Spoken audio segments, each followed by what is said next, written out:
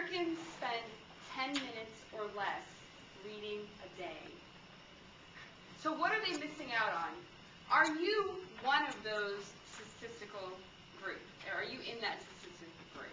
Yeah. Do you spend less than 10 minutes reading a day? Yeah. What are you missing? Today, I want you, after this speech and after work, I want you to stop by the library on the way home from work. And I want you to pick up one of the books I'm going to mention today. And after this session today, I want you to walk up to me and ask me, what book do you think I should read? And I want you to tell me a few things about your interests, and I'm going to recommend a book for you. Okay? So I'm going to tell you 3 reasons that you should pick up a book on your way home. The first reason is to understand common phrases and concepts that are used in the English language.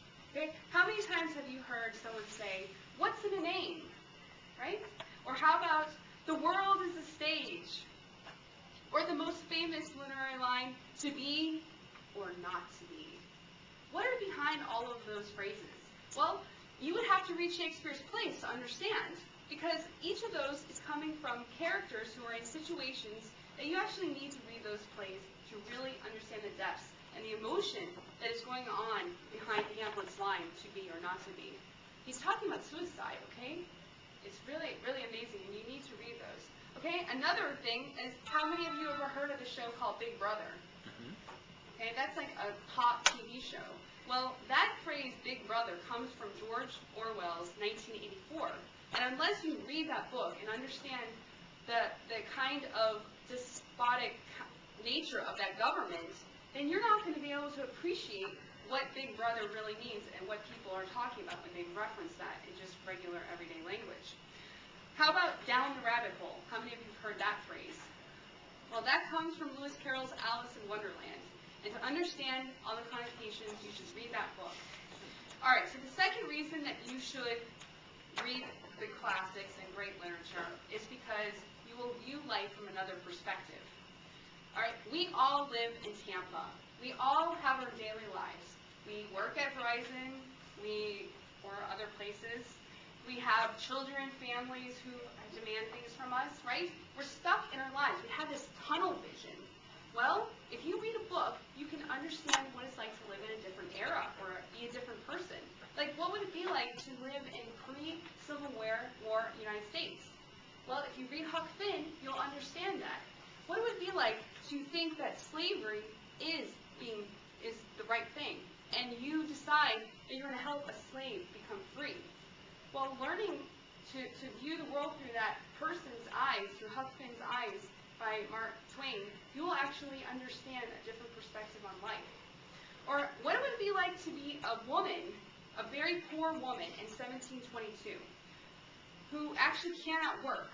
Okay? Maud Flanders by Daniel Defoe gives us a view into that world where she actually had to marry people to get wealth, money. That was the only way she could survive. She was also a prostitute for 12 years, and she married 5 men, including her brother. It's an amazing book.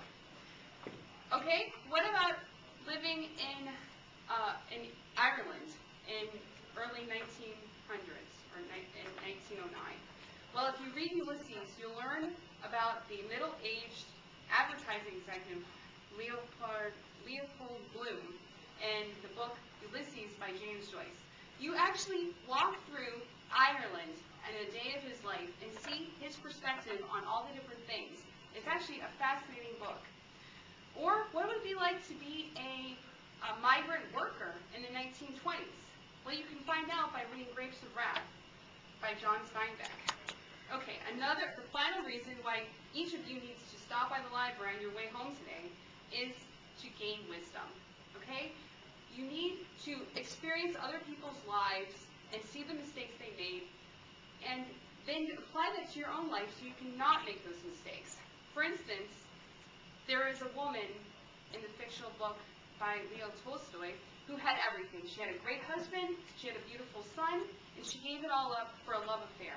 It's called Anna Karenina. It's an amazing book, and you can understand what was she going through and what drove her to throw herself. Well, I won't tell you the end.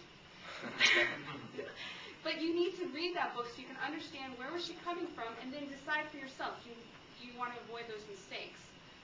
What about another obsession, another kind of obsession? Moby Dick, the great white whale.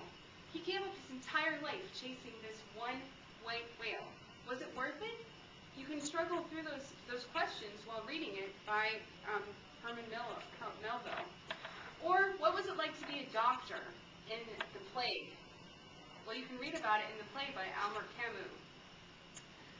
So, each of you, on your way home today, you have a chance. You have a chance. This whole weekend is ahead of us. We have 3 days to just spend time doing something meaningful. And I want each of you to go to the library on your way home and pick up one of these books or another one that I can recommend to you. My dad told me, don't spend time wasting your short amount of life reading good books. Life's too short, he said. Don't read good books. Read only great books. Thank you. All right.